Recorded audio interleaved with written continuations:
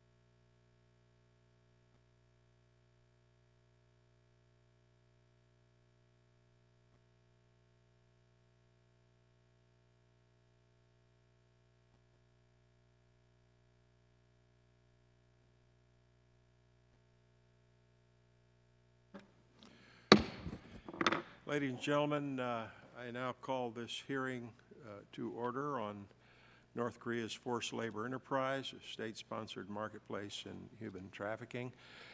I apologize for the delay. We've had a backup with committee hearings and markups today, but finally we're here. This hearing will observe the issue of North Korea's overseas worker programs. And I would like to start by reading Article 1 of the United Nations Universal Declaration of Human Rights. Quote, "All human beings are born free and equal in dignity and rights. They are endowed with reason and conscience and should act towards one another in a spirit of brotherhood," end quote. There are many articles within the Universal Declaration of Human Rights and other human rights instruments that may pertain to the issue we're observing here today. However, I believe Article 1 of the Declaration most profoundly speaks to my concerns, that all human beings are born free. But in the Democratic People's Republic of Korea, individuals are born and subjugated by their government to crimes against humanity. In practice, virtually none of North Korea's residents or citizens can reasonably be assessed as free. The human rights condition in North Korea is grave. Violations by the DPRK are gross, widespread, systematic, and continual.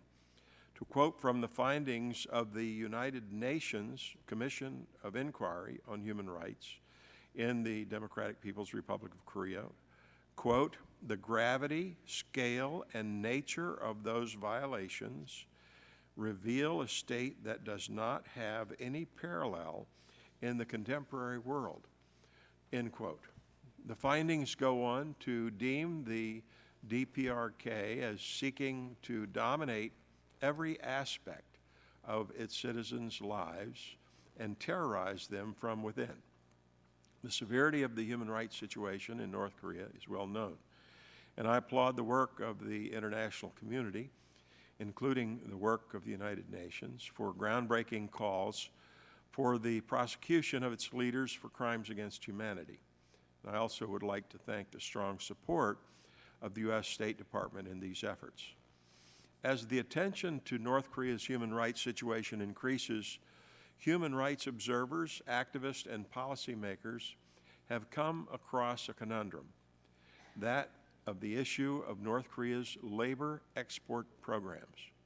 Credible reports indicate that the DPRK's, quote, "contract workers," end quote, are sent to countries in East Asia, Central Asia, Africa, and Central Europe, and are forced to work while their movements are surveilled by DPRK, quote, "minders," close quote. Workers' salaries are deposited into accounts controlled by the North Korean government, which keeps most of the money, claiming various, quote, "voluntary," close quote, contributions to government endeavors. Workers receive only a fraction of the money paid to the North Korean government for their work. And while these workers have their rights violated, it is thought that some volunteer their service out of desperation to leave the human rights condition in which they currently find themselves. The extent of this problem is difficult to measure. Estimates have placed the amount of workers entered into these bilateral contracts anywhere from 20,000 to 100,000 people across the globe. Notably, some observers have objected to the characterization of these workers as forced laborers or victims of human trafficking. It is true that in a cruel irony, many of these laborers may be living in better conditions than if they were still residing within the People's Republic of North Korea. However, in response, I fall back upon my earlier citing of Article 1 of the United Nations Universal Declaration of Human Rights, that all human beings are born free and equal in dignity and rights. The assessment that these laborers are simply acting out of their own self-interest is short-sighted. Although this work abroad may be attractive to the average North Korean, it is only due to the gross human rights violations being perpetrated by the regime in Pyongyang. I would add emphasis to the kind of violations that make such acts of forced labor relatively more attractive. Restrictions of access to food, resulting in mass starvation, the establishment of prison camps, torture, inhumane treatment, arbitrary detention, violations of freedom of religion and expression, and other violations that constitute crimes against humanity.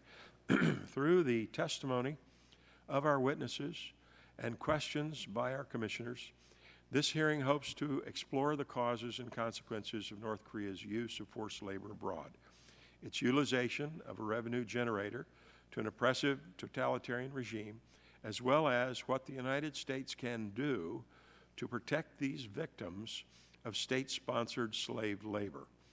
I would like to thank all of our witnesses, including Ambassador King, for their participation today and look forward to their testimony and recommendations. Our distinguished co-chair, Jim McGovern, will not be able to make the hearing now, but we will have his opening statement added to the record. We have two panels before the commission today, and at this time I will introduce the first panel, which is Mr. Robert King, Special Envoy for North Korea Human Rights Issues, U.S. Department of State. He has served in that capacity since November of 2009. Prior to his appointment, Ambassador King was Chief of Staff to Congressman Tom Lantos for 24 years.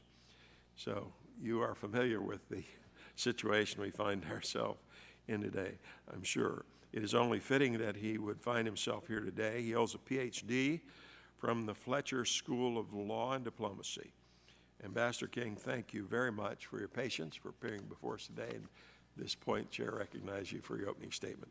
Mr. Chairman, thank you very much for the introduction. I was not only the Chief of Staff to Tom Lantos, but after his death, I was the one who actually drafted the House resolution that created the Tom Lantos Human Rights Commission. So it's wonderful to come back and see what has happened to the commission and how well you're carrying on that tradition. It's an honor to be here today. The Democratic People's Republic of Korea, North Korea, has one of the worst human rights record of any country in the world. Not long ago, the Economist Intelligence Unit ranked countries on human rights based on a number of criteria. Of the 167 countries ranked, North Korea was dead last. Freedom House's latest report on freedom in 195 countries categorized North Korea as one of the worst, one of the 10 countries in the world with the lowest rankings in every category on human rights. The Committee to Protect Journalists ranked North Korea and Eritrea as the most censured countries on earth for freedom of information. The U.S. government's Religious Freedom Report categorizes North Korea as a country of particular concern, a country guilty of particularly severe violations of religious freedom, including systematic, ongoing, egregious violations of religious freedom. We could continue, but I think the point is clear. As the Commission has requested, I'd like to focus particularly on North Korea's record of trafficking in persons, including in particular forced labor. The most recent State Department Trafficking in Persons report presents an excellent summary of the problems of North Korea. The DPRK subjects many of its citizens to forced labor in prison camps and through government-contracted labor in foreign countries. The report of the United Nations Commission of Inquiry on Human Rights in the DPRK, which is the most thorough, well-researched, comprehensive report on North Korea's human rights violations, which was released in March last year, estimates that between 80 and 120,000 prisoners are held in political prison camps in remote areas of the country. In many cases, these prisoners have not been formally charged with a crime or prosecuted, convicted, or sentenced under any legal proceeding. The Commission of Inquiry included that prisoners are subject to deliberate starvation, forced labor, executions, torture, rape, as well as forced abortion and infanticide.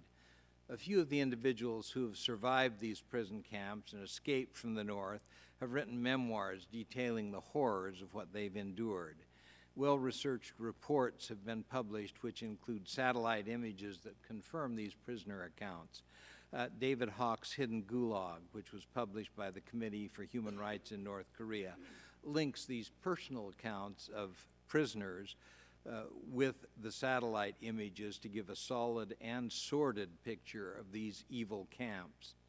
The camps are located in areas where extractive industries or agriculture is carried out. Prisoners are forced to work long hours. They're provided with little food. Living conditions are horrendous. They're not compensated, and they're under constant surveillance and abuse by brutal guards. In addition to these forced labor camps, the North Korean government also sends large numbers of laborers to work abroad under bilateral contracts with foreign governments and with foreign companies. It includes a significant number of laborers sent to Russia, where large numbers work in logging and construction and agriculture. Many go to China, where they work in textile manufacturing and restaurant businesses. The DPRK also has been identified with contracts for workers in Africa, Central Europe, the Middle East, Central Asia, and Mongolia. North Koreans sent to work abroad under these contracts are subjected to forced labor. Their movement, communications are conducted under strict surveillance by North Korean government minders. North Koreans sent overseas do not have a choice in the work that the government assigns them, and they are not free to change jobs. These workers face threats of government reprisals against them or against their relatives who remain in North Korea if they attempt to escape or complain to outside individuals. Wages of some of the North Korean workers abroad reportedly are withheld until the laborers return home. Furthermore, the North Korean government skims off a substantial portion of their earnings for its own purposes. There are other aspects of trafficking, including sexual trafficking. I think the focus of your hearing today is not on these issues, and I think probably the best thing for me to do at this point is give you an opportunity to ask questions about the concerns that you have raised in your opening statement and that I've raised in my statement as well. There may be issues of particular concern that we can dwell on that will provide hopefully some more information about where we should go. Chair, thanks to the gentleman. I do have some questions for you, Mr. Ambassador. First, to what extent has the State Department's annual TIP report, the Trafficking in Persons report, and subsequent sanctions process had an effect on North Korea behavior and response to combating human trafficking? To what extent are the United States anti-trafficking efforts limited by the limited presence of foreigners in North Korea? Can you evaluate that for me? First of all, with regard to the State Department reports, I used to be here on the Hill, as you know. We were always very careful about looking at the State Department reports, the annual report on human rights conditions. While I was here, Congress adopted legislation establishing the Trafficking in Persons Report and the Religious Freedom Reports. All three of those reports are, I think, an extremely important exercise in terms of identifying where the problems are in terms of human rights conditions. The advantage is that these reports are done every year, they're done on a consistent basis, and they've reached a high level of credibility in terms of the information that they provide. So I think that the importance of these reports in naming and shaming the violators of human rights is extremely important. The second question you raise is the question about whether the presence of foreigners in North Korea might improve the situation in terms of information that we have about North Korea. There are very few foreigners that reside in North Korea. The numbers are very limited. The North Koreans make it difficult to stay there. It's particularly difficult for American citizens. There are very few Americans who live in North Korea and who are there longer than a few weeks or a month at a time. It's helpful to have those people there because they do provide information. There are accounts that appear of life in North Korea, what conditions are like there. We find that very helpful and it's very useful. In terms of labor conditions, I think that's one where it is more difficult. The North Koreans tend to be very careful in terms of controlling what foreigners see when they're in North Korea. When you're there, the North Koreans provide you with officials, minders, who are with you the entire time that you're there. I was in North Korea once with Congressman Lantos, and I was there when we were having discussions with the North Koreans 3-4 years ago. We weren't on our own. We couldn't wander the streets freely and have conversations. It was very clearly a very controlled situation. Most people who visit North Korea do not get outside of Pyongyang, which limits their ability to know what's going on outside the capital. So having foreigners there doesn't make a big difference in terms of a lot of information that we get, but it does help because it provides more information that we would have otherwise. On the other hand, the United States has also been very concerned about Americans in North Korea because a number of them have been detained for various reasons. And the State Department travel warning on North Korea states explicitly we do not encourage Americans to travel to North Korea, period. All right, thank you. Has the U.S. government taken any actions or delivered any demarches to governments that have relations with the U.S. but also host North Korean overseas laborers? For example, there are reports that a number of North Korean laborers are working on construction projects in Kuwait and on mines in Malaysia. Has the U.S. government delivered demarches accordingly? One of our difficulties is finding out what's going on in these places. It's hard for us to have the information before we're able to provide, to issue a démarche or request additional information. We need to have a little bit to work on. We are working on that. Where we hear reports, we try to find out what's been going on. Unfortunately, many of the areas where these workers go are areas which are not terribly transparent. Russia and China are two of the largest employers of foreign labor, and it's very difficult to find information about what's going on in those countries in areas like this. Even in countries like Kuwait or Malaysia? Kuwait, we have a good relationship with Kuwait, and we're in the process of looking at what the possibilities are there, what's going on there. Again, in some of these cases, the agreements are not with the government directly, but with private companies, and it makes it more difficult for us to get the information. But yes, we are looking at these issues. All right.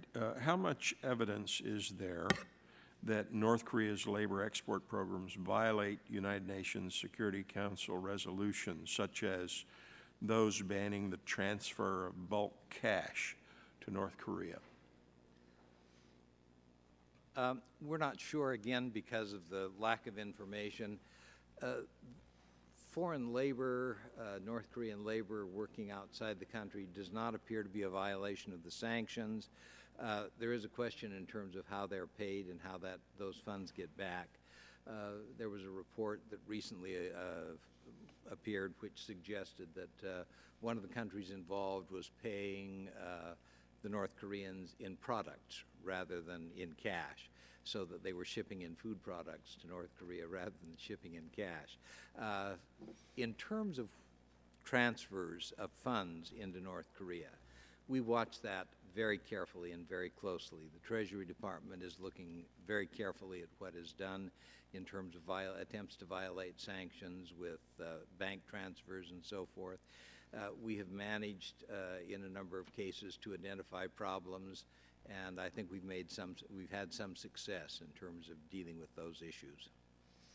Aside from the tip report, what tools does the U.S. government have to pressure host countries to improve conditions for overseas North Korean workers and or end these programs altogether? Are there examples of governments taking these types of actions in response to U.S. pressures?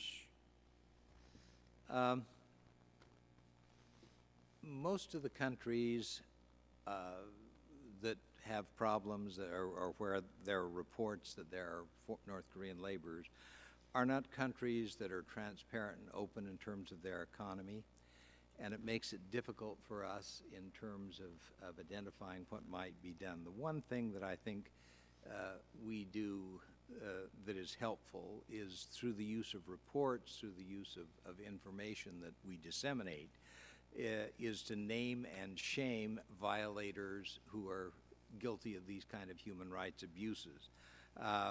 For better or for worse, there is an effect when we call attention to these violations. One of the things that we have spent a considerable amount of time and effort dealing with is getting other nations to join us in the United Nations, in the Human Rights Council, in the General Assembly, and last year in the Security Council, to raising the issues of North Korea's human rights violations. Included in that are the forced labor issues that we've been talking about. And by raising these issues, and the United Nations has adopted a number of resolutions that deal with this issue, among others, I think we've had some success at affecting the North Koreans. It's very clear over the last year, the appearance of the report from the Commission of Inquiry has led the North Koreans to be much more sensitive about the human rights issue. The resolution that was adopted by the General Assembly, the resolution that was adopted by the Human Rights Council, called for referral of the North Korean issue to the International Criminal Court. This got the attention of the North Koreans. They've been much more aggressive in terms of fighting back, but also in terms of trying to get their case out there. They're feeling the pressure, and it's our intention certainly to continue to press them. Has the North Korean government sent more workers abroad since Kim Jong-un took power in late 2011? Are there indications that these workers are bringing in more or less revenue than earlier years? Can you estimate the annual revenue from overseas labor programs? There are some off the top of the head suggestions that have very little basis in fact. Very difficult to get these kind of numbers. In terms of looking at what has happened over time, we think that there is less use of North Korean labor in places like Eastern Europe than there was 10 years ago, 15 years ago. So that we believe there has been an effect in terms of publicizing what's been going on. In terms of identifying whether the numbers have increased or not, hard to tell. My best guess, based on what I've seen, is that in Russia, there probably has been some increase in the number of North Korean laborers that are working in agriculture and forestry, in construction. There's probably been an increase in terms of numbers working in China, textile industry, construction possibly, certainly in terms of the restaurant business. So there's probably a few more in those areas, but in terms of giving you an order of magnitude, we don't have the data that will confirm that. Some would allege that there are signs that North Korea is opening up its economy and point to North Korea's expansion of operations in neighboring countries as evidence of entrepreneurial endeavors. Do you assess that North Korea is opening up its economy? There certainly have been economic changes that have taken place in North Korea. Up until the mid-1990s, basically North Koreans were provided food. The government provided food. When you went to work, you were given a chit that you could take to the public distribution center and receive a certain amount of rice and other things. With the famine of the 1990s, the collapse of the public distribution system, it's now estimated that most of the food that's consumed in North Korea is purchased in markets. There are limited markets, they're regulated by the government, but the most recent number that I've seen is that 80% of the food that is purchased by North Koreans is bought in open markets. So the economy is becoming somewhat more market-oriented. The market also appears to have more connections with China, and there are consumer goods and other products that are coming in from China, so that the market changes are probably positive. In terms of major changes, there's still a long way to go. Credible reports have indicated that middlemen are helping cover the tracks of North Korea's overseas labor efforts, making it impossible to tell that products are made with North Korean hands to contribute to North Korean profits. Can you tell us about any evidence of efforts by firms to hide North Korean involvement? This is something that we would pay fairly careful attention to.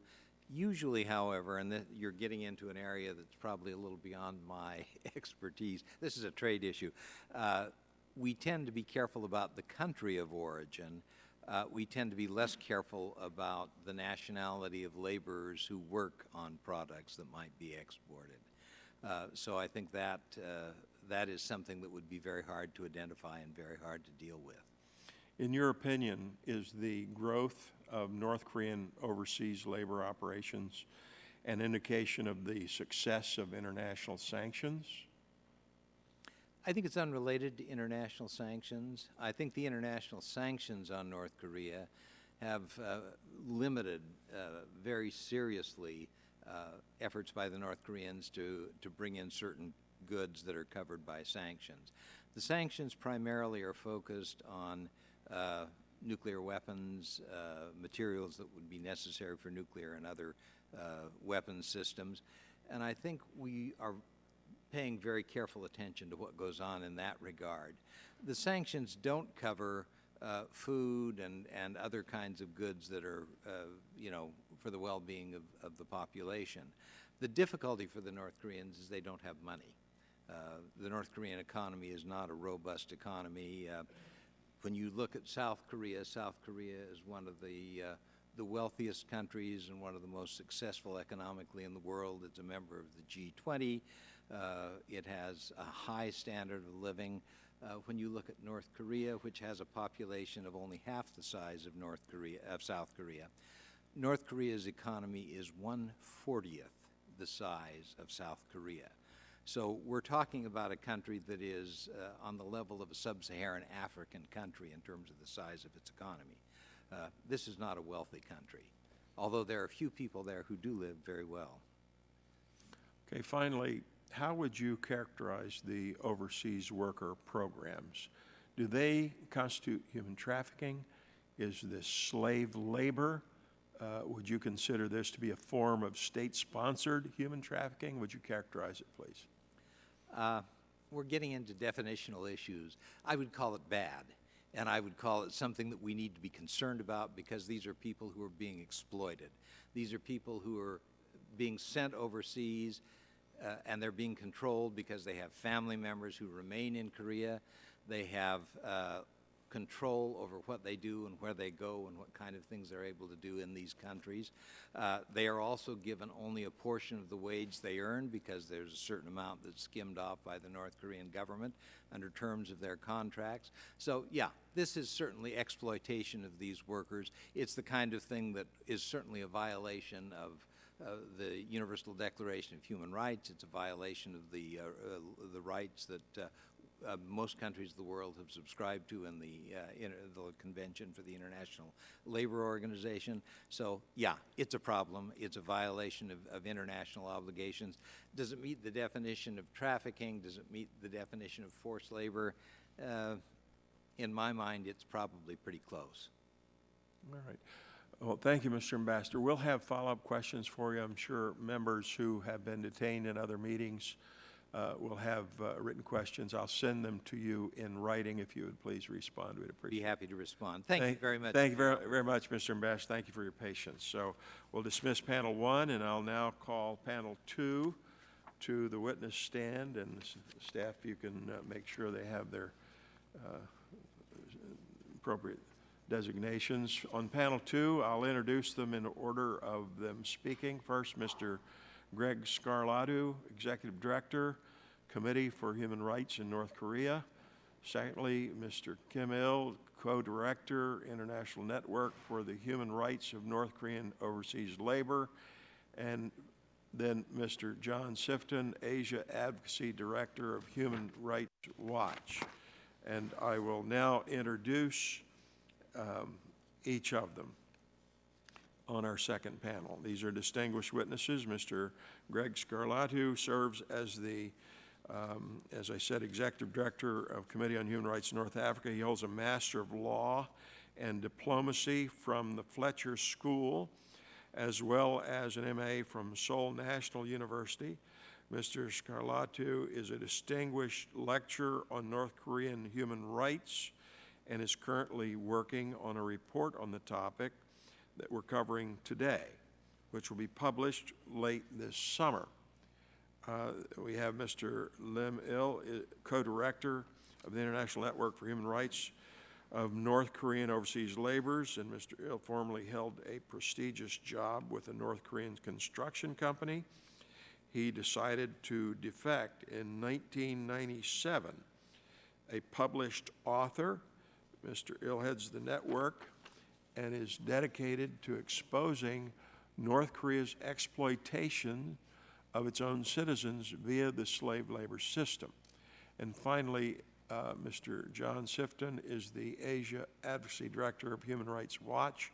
He holds his law degree from the New York University. He has testified before this commission numerous times in the past. So, Mr. Sifton, thank you for appearing before us again. And I'd like to thank all of the witnesses for your participation in the hearing today. So we'll begin. Do you have a different order? Was the order I gave you okay? Mr. Greg Scarlatu, you're recognized for your opening statement. And make sure you push the button. Yeah. Thank you. Good afternoon, Chairman Pitts. On behalf of the Committee for Human Rights in North Korea, I would like to express my great appreciation for inviting me to speak with you today about North Korea's forced labor enterprise and its state sponsorship of human trafficking. North Korea's exportation of forced laborers to foreign countries earns the Kim regime the hard currency critical to its survival. Recent estimates indicate that there are currently over 50,000 North Korean laborers working overseas, earning the Kim regime between $1.2 and $2.3 billion a year. The program began with the exportation of labor to the Soviet Union, to the Far East of the Soviet Union in 1967. North Korean workers have been sent to 45 countries in Asia, Africa, the Middle East, and Europe. Currently, 16 countries are hosting North Korean workers. Although North Korea is not a member of the International Labor Organization, all but 2 of the 16 states are ILO members. The regime selects male candidates of good Songbun, North Korea's loyalty-based social discrimination system, married with at least one child. They are on the fringes of the so-called core class, loyal but poor. Young women sent overseas as restaurant workers come from privileged core class families. Previously, the ambitions of those dispatched overseas were modest. In the late 1980s, a North Korean I met worked as a logger in the Russian Far East to gift his family a color TV. Ultimately, he never saw them again. To go overseas, workers have to give a $100 to $200 bribe, liquor, cigarettes, or dining coupons at high-end restaurants to those making the selection. After they cross the border, their passports are confiscated by their minders. In the 1980s and early 1990s, the workers' families received not money, but coupons to purchase food and electronics. In the 1990s, the coupon system collapsed and the number of overseas North Korean workers declined. As the number began increasing again, the workers gained limited access to opportunities to earn cash. With the approval of the 3 site supervisors, the Workers' Party secretary, the State Security Department SSD agent, and the worksite manager, they may moonlight or be subcontracted by other foreign workers if they bribe their bosses. The North Korean worker ends up being exploited by his government, by the recipient country, by his supervisors, and by other foreign workers. The loyal pauper is at the bottom of the heap, and the Kim regime knows it. Upon his return to North Korea, the State Security Department keeps him under strict surveillance for at least 3 years. The workers abroad do not have any freedom of association or collective bargaining. Perceived dissent results in swift repatriation, harsh punishment. The selection of young women only for restaurant jobs overseas amounts to severe gender discrimination. Social discrimination is rampant. Only those of good Songbuna sent overseas. Health and safety violations are widespread. The scale of health and safety violations and the frequency of workplace accident-related injuries and fatalities may vary depending on location, industry, and specialization. The fatality rate is high among loggers. Wage violations are rampant. Workers are not paid directly by their foreign employers. The workers don't even know what overtime work means. The laborers work between 14 and 16 hours a day with no holidays except perhaps 1 day a month. In most cases, the working conditions amount to forced labor. It is only the scale that may differ depending on the recipient country, industry, and specialization. Differences in the scale of forced labor are circumstantial rather than intentional. To improve the working conditions and human rights of North Korean workers residing overseas, the following recommendations are offered. First, North Korea should abide by its obligations under the International Covenant on Civil and Political Rights, to which it acceded in 1981, and its own domestic legislation to protect the rights of its workers at home and abroad. Second, the 8 ILO core conventions should be the minimum standard applied to determine the status of overseas North Korean workers and to hold both North Korea and receiving countries accountable. Third, a set of standards inspired by the global Sullivan principles should be developed. Companies along the supply chain tainted by violations of the rights of exporting North Korean workers should abide by those standards.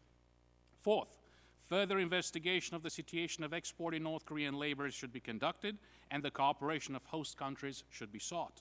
Fifth, a determination should be made if the presence of tens of thousands of North Korean citizens overseas may provide opportunities for access and interaction despite draconian control and surveillance. Sixth, awareness campaigns should stimulate grassroots advocacy. Seventh, North Korea should join the ILO and apply internationally accepted minimum core labor standards to protect its workers at home and abroad. Eighth, countries where North Korean laborers reside should take steps to protect the rights of all foreign workers, including North Korean workers. Ninth, hosting states should conduct scheduled and surprise inspections of work sites employing North Koreans pursuant to their international obligations. 10th, hosting states and employers should seek direct access to North Korean workers and distribute material informing them on their rights. 11th, violations of the labor rights of North Korean workers residing overseas should be included in future legislation pertaining to sanction regimes.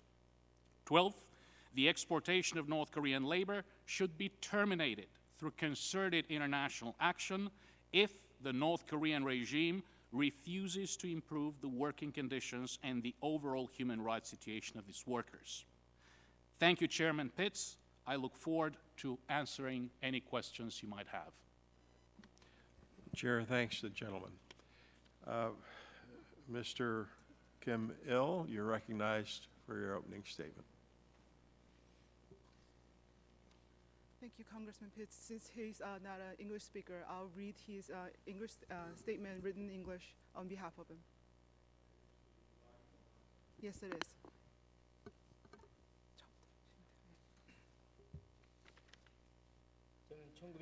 It is my honor to testify in front of the Human Rights Committee today. It's like to share my story as an overseas worker.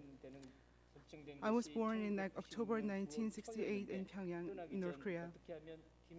My life as an overseas worker, which was then still is one of the most prestigious jobs in North Korea, started in early September 1996 with a training class on how to propagate Kim Jong-il and North Korean system in other countries. The company I worked for is Chosun Independent Construction Company, which was supervised by Pyongyang Foreign Construction Enterprise. There were 600 North Korean workers like me at the time. There were 2 other North Korean companies similar to mine, so for total, more than 1,100 North Korean workers were in Kuwait. The dormitory for North Korean workers was close to school due to the bombing during the Gulf War. The classrooms were used as rooms for sleep, and the gym was used for a cafeteria and a meeting room. The portraits of Kim Il-sung and Kim Jong-il was hung in every schoolroom, and the slogan was Workers' Party, where North Korea was hung in the middle room. As soon as I arrived in Kuwait, I started to work from 7 a.m. to 7 p.m. every day at this housing construction site at the desert. I worked as a carpenter, assembling timber work. The lunch break was an hour from 12 to 1 p.m. Because of the weather in Kuwait, the local workers had 3 hours of lunchtime, while the North Korean workers had 1 hour. The dinner started at 8 p.m., and we were allowed to take a shower and have free time in the evening. After dinner, the propaganda education class follows, including so-called the evaluation time on every Saturday. From 10 p.m., we are allowed to go to bed. However, once in 3 days, we were required to do extra work at night. The North Korean officials always said, let's finish the construction as soon as possible so that we can give a joy to our supreme leader, Kim Jong-il. No one could say no to this because when did so, he or she was considered as a reactionary and repatriated to North Korea. So it was normal for us to work 14 hours a day.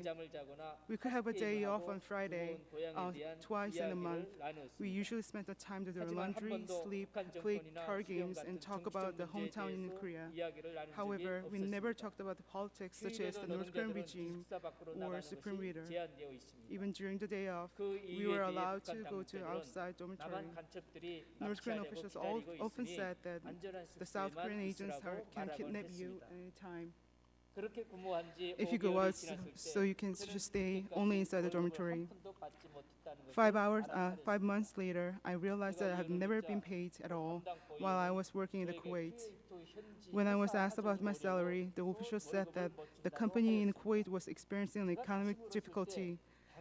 The second time I asked, the official said that the Workers' Party did not command to pay us yet. No one could raise questions since then because in North Korea, the Workers' Party meant the supreme leader, and he was not allowed to complain about whatever the party decided. Then I met another North Korean worker who had worked there for a year, and he told me that he had not been paid for the whole time. I realized that I was dispatched to Kuwait not to earn money, but just to eat and work. It was very clear that there was no hope in North Korea, my home country. In March 1997, I went to the South Korean embassy in Kuwait in order to go to South Korea. At the embassy, I said, I hate North Korea, where I lived for my entire life. Even though I was dispatched to North Korea, I was continuously brainwashed by the North Korean authorities on Kim Jong-il and forced to monitor my fellow North Korean workers. And I haven't paid it at all. I want to live in South Korea. I don't know much about South Korea, but I'm sure that it would not be like North Korea. I stayed in the South Korean embassy for 5 days, and while I was there, I found out that based on the contract, the company in Kuwait paid $550 per month for each worker to the North Korean company. Therefore, my salary, which I never received, went directly to office number 39 of Workers' Party, which managed foreign currency. In North Korea, Kim Jong-un needs millions of dollars only to maintain his political power. It costs $200 million a year to manage Kim Il-sung's Sun Palace, where corpses of the Kim Il-sung and Kim Jong-il are preserved. Also, Kim Jong-un should constantly offer presents such as luxurious cars, apartments, household appliances to the Workers' Party officials in order to keep them being loyal to him. Furthermore, Kim needs foreign currency to maintain his own luxurious life. He has more than 20 luxurious villas all around North Korea, and it costs $300 million to just maintain those villas. Last year, he spent $640 million to buy his own luxurious items and fine cuisine. That is why the North Korean overseas laborers like me are continuously sent to earn foreign currency in order to keep the luxurious lifestyle of Kim Jong-un and his followers. There are still about 4,600 North Korean workers in Kuwait, and at least 50,000 North Korean workers in 40 different countries raise 1.2 billion to 2.3 billion US dollars each year. They are forced to do slave labor like me, where they work for more than 14 hours a day without receiving any salary. Still, my co-workers in Kuwait appear in my dream and ask, "Did you go to Seoul only for your own survival? Please expose our miserable experience to the world."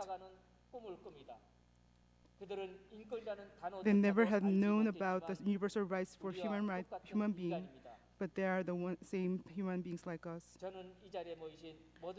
I sincerely ask you to have a deep concern in the North Korean overseas workers who are still doing the forced slave labors. Thank you. Chair thanks the gentleman very much for his testimony, and now recognize Mr. John Sifton for your opening statement. Thank you, Mr. Chairman, for inviting me to testify today on this important subject. The other witnesses have already provided details on how North Korea forces its citizens into abusive work overseas and then pockets most of their compensation. I'd like to use my time to offer some other more general observations about the phenomenon and the context in which it occurs. First off, I wanted to note that the phenomenon is complex. There is no one single model for what's going on with North Koreans working outside of North Korea.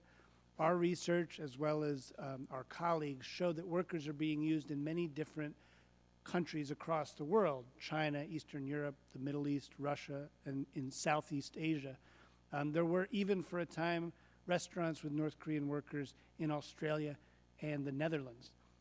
Workers are involved in a bevy of different types of work, from heavy labor, logging, and factory work. But we also know that they toil in restaurants as wait staff and performers, bussing tables or rehearsing and then singing and dancing for tourists in addition to their wait staff work. These are mostly, the tourists are mostly South Koreans who give generous tips when staff sing songs, generous tips which are not, of course, transferred to workers.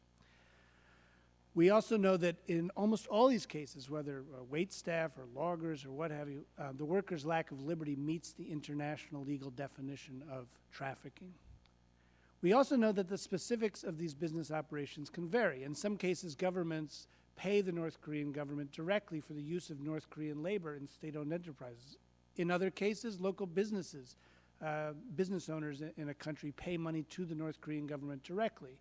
Sometimes, however, wages are given to North Korean government offices who then supposedly pay workers.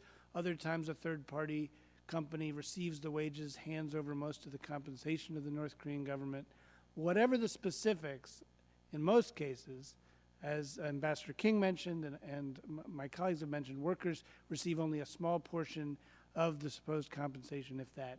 They're paid in bulk at the end of their work, usually 3 years.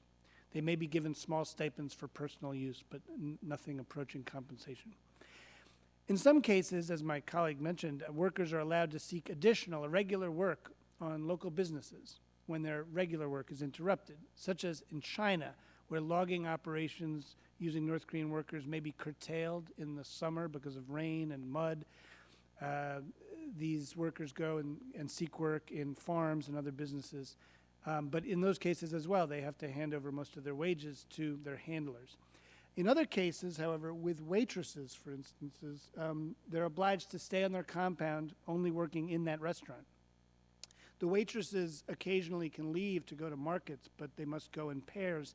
And it's worth remarking that many, after a long day of rehearsing their dance and song routines and then bussing tables, serving food, then have to sit down at the end of the day and write out essentially a self-denunciation in which they report on what all the South Korean tourists have asked them about during the day and how they responded and what they said. And that is part of their work as well. Anyway, the bottom line is that there's no single manifestation of the use of forced labor. We shouldn't simplify it into a single type of work. Different things are going on in different places.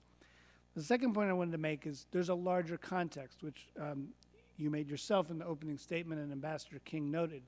There's no doubt that these workers are subjected to serious human rights abuses.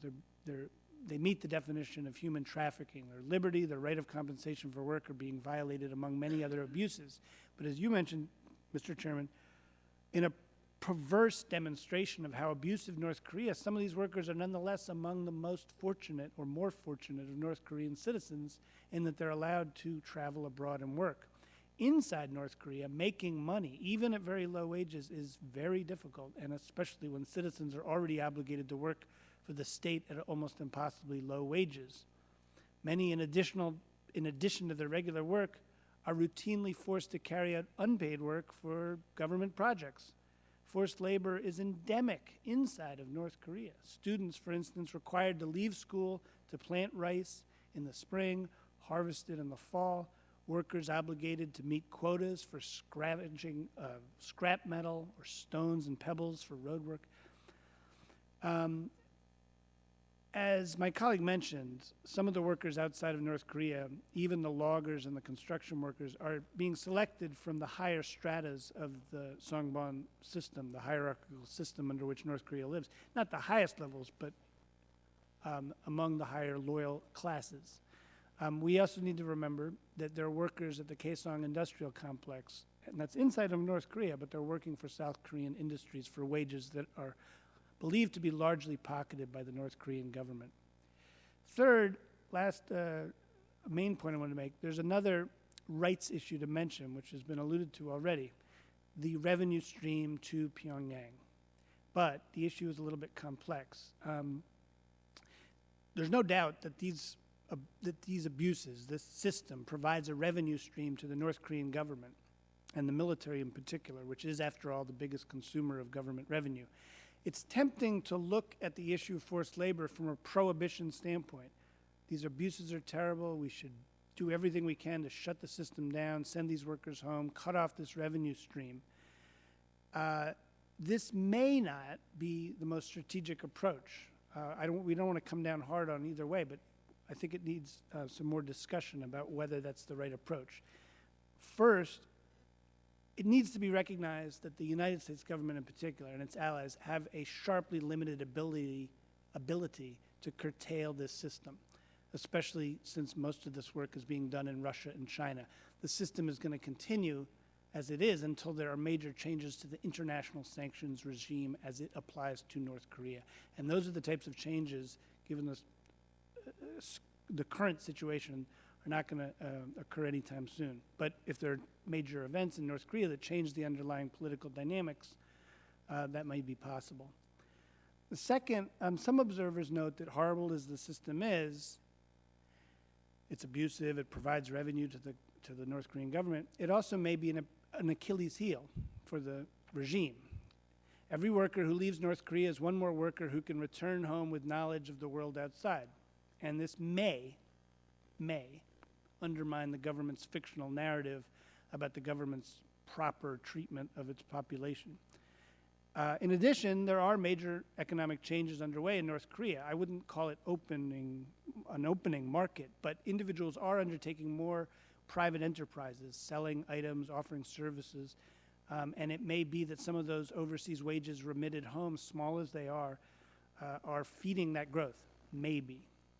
Even if the North Korean government takes $4 out of every $5 made by workers outside, the $1 left is still a dollar that returns to North Korea and perhaps, maybe, is part of this newer non-state economy. And the possibilities that creates for greater openness in the long term should be considered, at least. Third, we don't know really how much revenue the system provides to the government. We have estimates, but they need to be compared to the other revenue streams that Pyongyang is getting from other things like weapons sales and smuggling and other illicit criminal activities. With more information about that, we can decide whether this issue should be approached from a sanctions perspective or maybe instead from a labor rights perspective. I'm going to end by talking about that. What would it mean to focus on this overseas labor, not from a sanctioning point of view, which may be the right thing to do, but putting that to the side. What would it mean to focus it instead on a labor rights perspective? Well, mainly it means exploring whether it's possible to compel authorities in some of the countries where the work is occurring to undertake better monitoring and enforcement of labor provisions, difficult as that may be. The International Labor Organization, for instance, works in some of these countries where workers are found: Burma, Cambodia, Malaysia, Mongolia. Could these offices be asked to get involved in visiting workplaces, offering counseling for workers? Would this lead perhaps to employers being forced to allow these workers some more freedoms? Could it encourage some of these workers to stand up to abuses or even seek refuge abroad? Could it lead to workers returning to North Korea with a better understanding of just how abusive their government is? Would it allow the workers to obtain more of their compensation? It's possible. These approaches are worth exploring. Exposure, monitoring, counseling could lead, in some cases, to some mitigation of the worst forms of these abuses. We would basically like to make the following recommendations of the committee and members of Congress who are concerned. Pressing the State Department to exercise more pressure on the countries with workplaces with North Korean workers, to inspect and monitor those workplaces and facilitate outside counseling to the workers about their rights. This may not be possible in Russia or China, but it definitely is possible in Phnom Penh and Kuala Lumpur and wherever else in Southeast Asia these workers can be found. Request the State Department and USAID to explore with other donors how they can strengthen the ILO and other labor organizations and groups, as well as local government agencies in the countries like the ones I just mentioned, to better monitor workplaces that use North Korean workers and offer counseling. Third, request that the U.S. Trade Representative report to Congress on whether provisions are being included or can be added to the Trans-Pacific Partnership to obligate partners in that agreement to improve their labor monitoring and inspection capabilities. It's worth mentioning, of course, that Vietnam and Malaysia are potential members of the Trans-Pacific Partnership, and these are places where North Korean workers have been found at times. And last, request the administration to provide better information on the estimates of the revenue generated by the North Korean government from overseas labor and to compare it with other revenue streams, because I feel like that intelligence, that information would be very useful in deciding what the proper approaches to this problem are. I'd be glad to answer any more questions, but thank you for allowing me to testify. Chair thanks the gentleman, thanks all the witnesses for your testimony, and I'll begin the questioning and recognize myself for that purpose. We'll begin with you, Mr. Scarlatu. Estimates of the number of North Koreans in government-run overseas labor programs we've heard range from 20,000 to 100,000. What estimate do you view as accurate? Aside from China and Russia, which countries are thought to have the large numbers of North Korean workers? You mentioned, I think, 16 countries. Mr. Chairman, I estimate the 50,000 number to be most accurate. This is a number recently produced by the Asan Institute of Policy Studies in South Korea, and also for the Database Center for North Korean Human Rights in South Korea.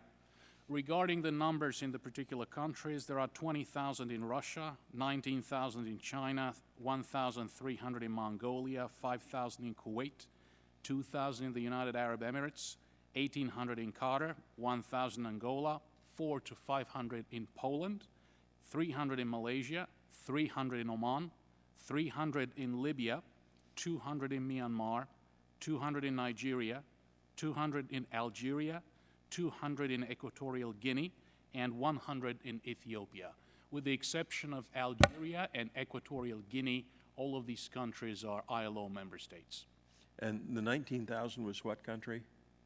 The 19,000 was in China. The number may be higher. This may just be a conservative estimate. It's probably better to err on that side. Thank you. What are the mechanisms by which North Korean workers or their North Korean government agents transfer money back to the North Korean government? There are cash transfers taking place, as mentioned earlier. Sometimes goods that are coveted in North Korea are transferred, as Ambassador King mentioned earlier. One rather strange example is that of Deer Naval, which appears to be a sought-after product in North Korea. I have received reports from former North Korean workers that this is one of the products that they bring back. All of them say that they never bring back large amounts of money. That is a red flag for the authorities, and they may think that there's something else going on. The North Korean workers themselves, and perhaps the authorities, may have learned from migrant workers working side by side about hawala-type systems of transferring money through underground channels to their countries of origin. Finally, according to some analysts, conditions for some North Korean overseas workers are freer and more lucrative than for many workers inside North Korea. What evidence is there to support these observations? The question is the degree to which they are allowed to seek opportunities. I think that this is a change that pertains to North Korea in general. After the great famine that ravaged North Korea in the 1990s, when anywhere between 600,000 and 3 million North Koreans died, the social contract of North Korea changed. Before, the government would tell the people, be loyal to us, worship the leader, you will be looked after. You will be fed and clothed through the public distribution system. Since the government is no longer able to do that, and the public distribution system has collapsed outside of Pyongyang, the new social contract in North Korea is that if people are loyal to the regime and worship the leader, they are allowed to seek limited economic opportunity. This is what happens at some of these sites overseas. The 3 supervisors at each site are also interested in making some money on the side. They're certainly corrupt, so the party secretary, the State Security Department agent, the worksite manager, clear those workers who appear to be most trustworthy and allow them, for example, to approach a South Asian worker who gets paid $40 a day. The North Korean will take only $20, and basically the other worker will have $20 left to keep to himself, and he might go ahead and do another job. In the meantime, other North Korean workers on the side have to make up for the level of effort of the North Korean who's been subcontracted by the foreign worker by working more. He comes back, he brings his $20, but of course he has to pay respects to the 3 site supervisors. He has to bribe them, and he's left with very little at the end of the day. We have also come across reports of North Korean workers allowed to moonlight for other companies, and of course they have to bring back money that is sent both to the authorities, and they also have to bring back bribes, money that is given to the site supervisors. So the difference is that some of them may have a little bit of money left, dismal amounts which might make a difference for the families left back home in Korea, where $100 or $200 can get them a long way. Thank you. Mr. Kim-il, I read your testimony. You worked in Kuwait for how many years? I worked in Kuwait about 5 months. 5 months. And your working hours were from 7 in the morning, 11 hours a day, plus nighttime work from 9 to 12, midnight, 14 hours. Is that correct? Yes, that's correct. And how much pay did you receive when you worked? How much was your salary? At all. I haven't received at all. You never received any money for payment. No. What were you told about where your salary, your payment was going? 그거는 우리도 몰랐고 저기 외국 건설 외국인들이 이제 그 몸집 그 몸집에서 물어보니까 다 줬다고. So once I worked, actually asked to my supervisor, who's actually a foreign national, but he said that we already paid your salary to your company in North Korea. Okay, and you say in your testimony there are 20,000 workers from North Korea in Kuwait?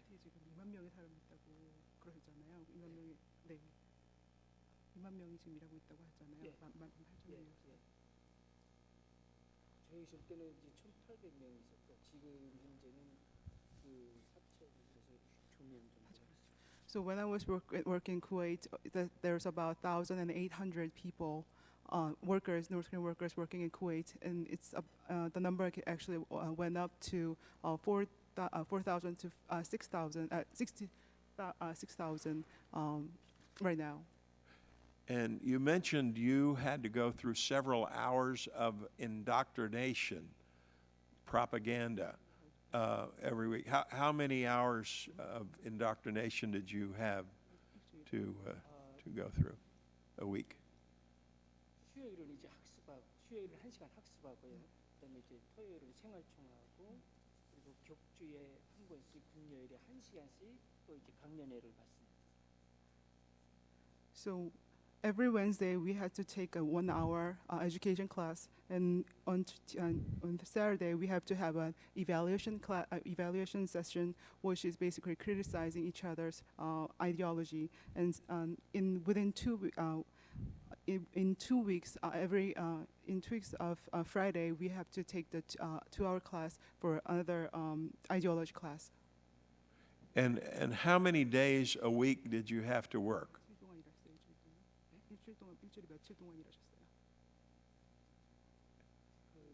Was it 7 days a week? Or? 일을 매일 했고 휴식은 2주에 한 번 걸로 반나절만 쉬었어요. So we can only get a day, half day off within 2 weeks, once in 2 weeks. 1/2 day every 2 weeks. Exactly. Now, how would you describe your situation? I asked the ambassador how he described overseas worker programs, if they were human trafficking, if it would be classified as slave labor. How would you classify your overseas work program? 인신매매라든지 또 혹은 노예 생활이라든지 이런 게 있잖아요. 뭐라고 정의하시겠어요? 그냥 노예 있다. I think we are the slave laborers of the North Korean regime. Slave labor. Which countries and in which industries are overseas North Korean workers experiencing the worst conditions, in your opinion? 혹은 산업이 있다면 어디라고 생각하세요? 가장 인권상 해외 노동자들 중에 가장 인권 상황이 안 좋은 나라나 그다음에 직업이 있다면 제가 겪은 중동 건설 노동자 그리고 지금 중동에는 이 쿠웨이트뿐 아니라 그 주변에 이제 타로 이제 월드컵 대비해서도 거기도 이제 만여 명이 나와 있고 그 중동 근로자들이 제일 최악의 경우라고 봅니다. I consider the workers in the Middle East countries, including Kuwait and Qatar, which 10,000 North Korean workers working right now, might be the worst case among the worst environment among all North Korean overseas workers.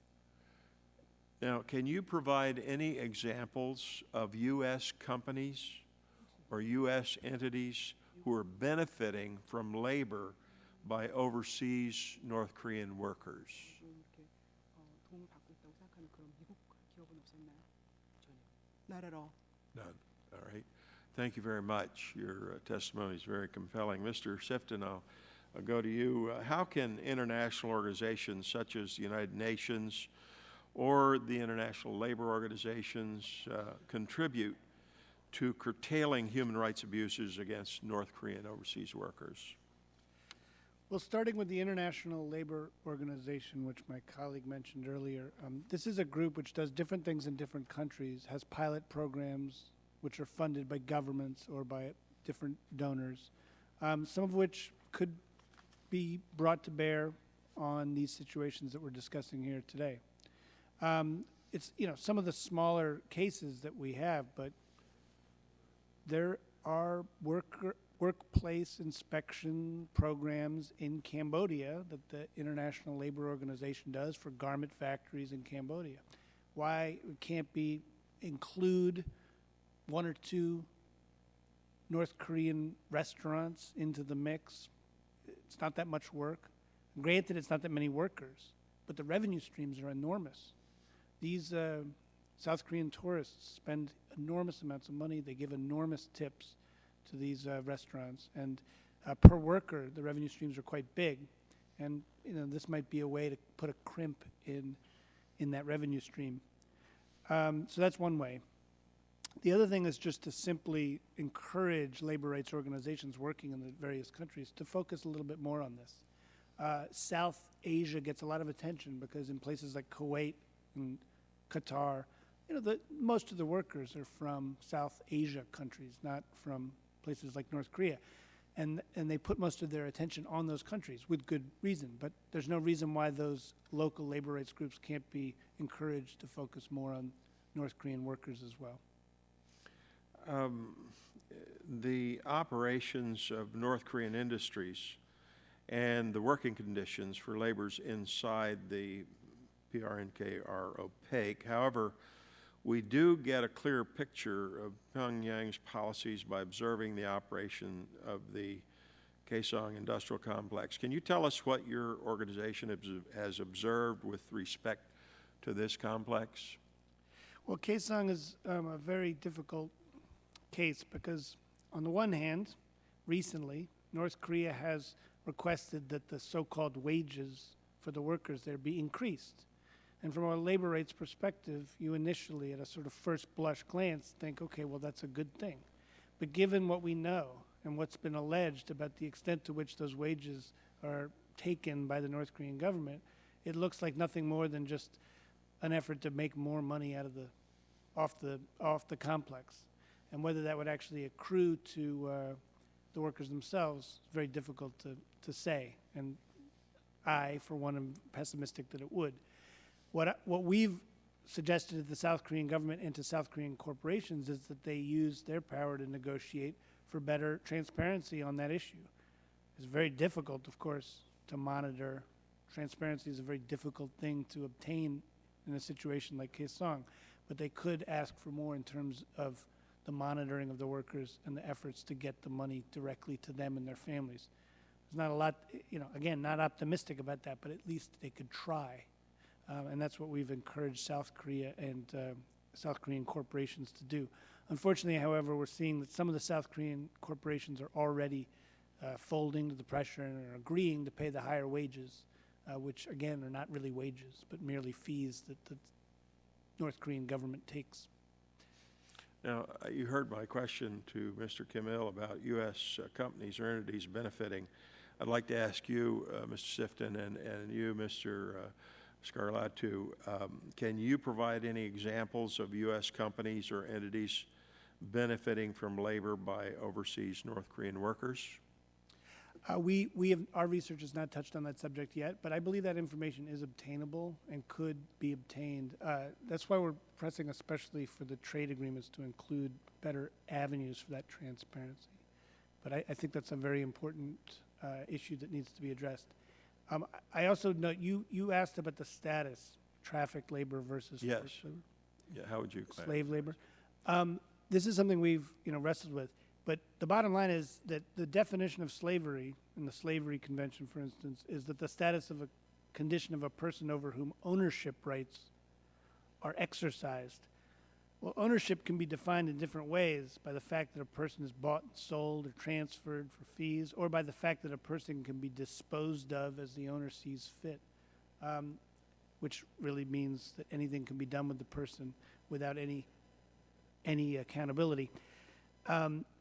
It may be that we have to use analogy or to get there, but given the almost divine control that the North Korean government exercises over its own citizens, I think that the right of ownership, it can very easily be met in the sense that while it doesn't meet the ordinary capitalist definition of ownership, it isn't as though there are slave markets in Pyongyang like there were 2 centuries ago.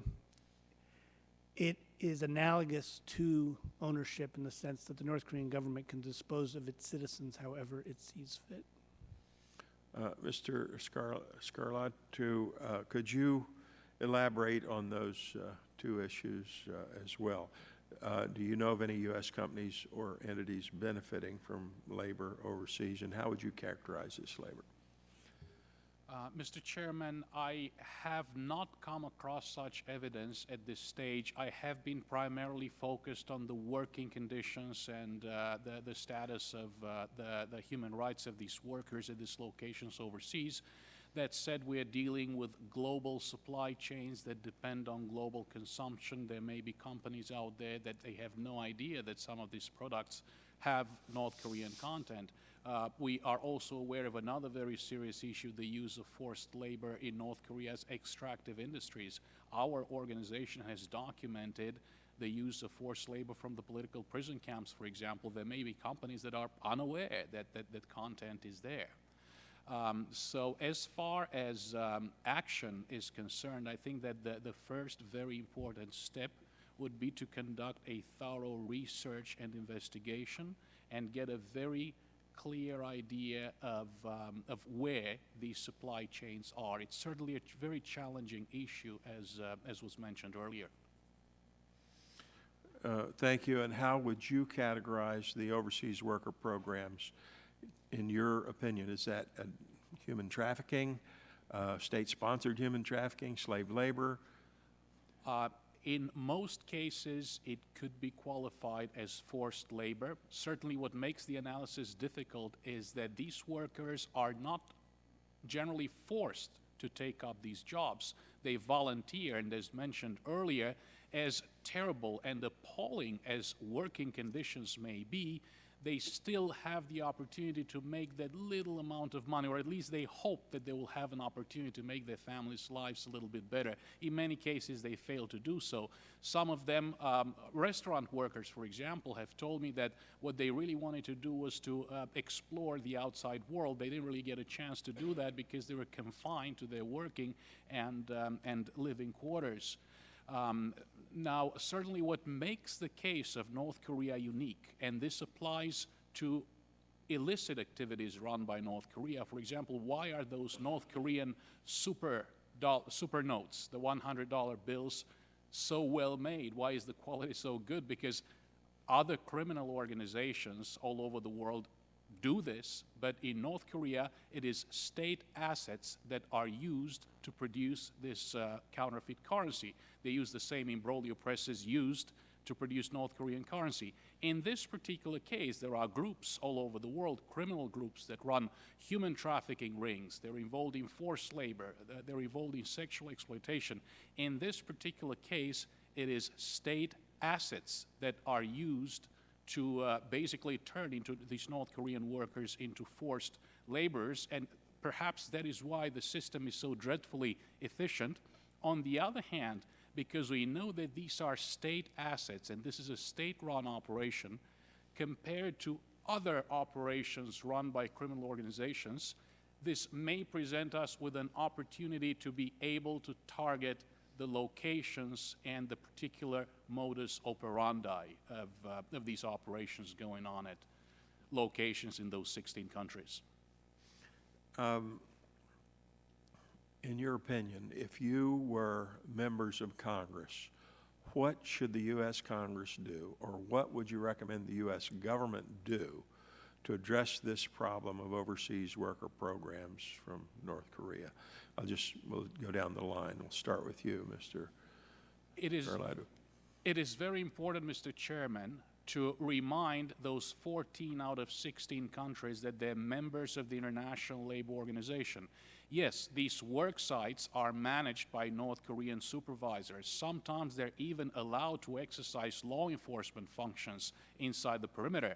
Nevertheless, this happens within the territorial jurisdiction of those respective countries, and thus they're bound by their international obligations under the International Covenant on Civil and Political Rights, under the UN Universal Declaration of Human Rights, and under their obligations as ILO member states to seek ways to improve the status of these workers, to seek ways to improve the status of all foreign workers, all inside the national jurisdiction, and especially the situation of North Korean workers. It is important, I think, to take a close and careful look at this issue of forced labor affecting North Korean laborers overseas when we consider legislation that might address in the near or remote future, for example, sanctions against North Korea. And I think that it's also important to remember that this might be an opportunity. Mr. Chairman, I have been a student of the Korean Peninsula for the past 25 years, and I'm a skeptic amongst skeptics. Nevertheless, with tens of thousands of North Korean workers overseas, the reason why they're there in the first place is that they do not know anything about human rights. They have no idea that they have human rights or labor rights. I would recommend seeking ways to persuade those hosting countries, persuade NGOs, persuade employers' organizations, labor unions, and others to seek ways to reach out to these workers and inform them on their own human rights and labor rights, embedded not necessarily in North Korean labor legislation and the North Korean Constitution, because they surely have their rights as citizens of North Korea, but of course what's on paper is never applied to real life, but inform them on the rights they have while residing within the territorial jurisdiction of those states. Thank you. Mr. Kim-il, what would you recommend to Congress?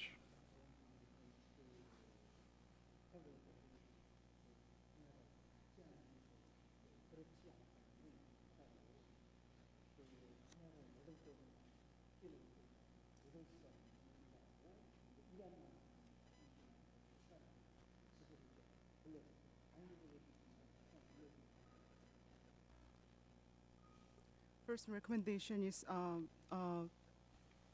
U.S. government should ask and persuade the countries, hosting countries, not to receive any North Korean overseas workers in their countries.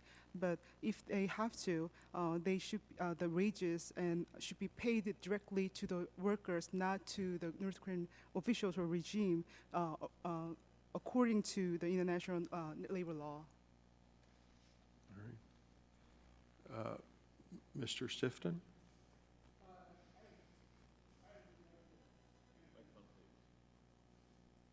I'd like to strengthen this call for encouraging the ILO and labor groups that work in the countries in question to try to monitor and counsel these workers. It's a long shot, but it's worth it. One way that the U.S. Congress could compel that to happen is to insert into the appropriations bill a sense of Congress or an instruction or anything in the report text that basically instructs USAID and the State Department to use their programmed funding for ILO programs and other labor rights programs to include North Korea in the many other things they do. If we got programs in Bangladesh to help workers there learn about their rights in the wake of Rana Plaza and the other disasters there, we can have programs that are already looking at inspecting and counseling workers in other countries like Qatar and Kuwait to just include the North Korean workers in their workload. It's not a question of making them the only focus or prioritizing them, but just including them in existing programs and getting that to happen. And I think all it would take is some language. All it would take to get the ball rolling is language included in the appropriations markup. And I'm talking about the appropriations bill for foreign operations in particular. Thank you for that suggestion. That concludes my questioning. I know the other members will have questions. They'll send them. I'll send them to you in writing if you'd please respond. I'm sorry that they are in other meetings because of what happened with our schedule. But again, I'd like to thank all of the witnesses who presented testimony today. We've had some very informative and important information shared with us, and some good recommendations.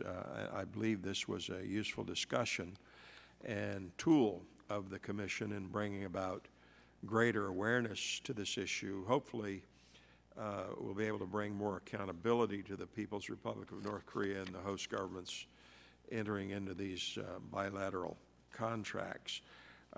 The use of these agreements presents our government with many areas of concern, and we've discussed the egregious working conditions of these laborers. We've also explored how these programs bring revenue to the regime in Pyongyang, and one that uses these finances to further its repression of the North Korean people.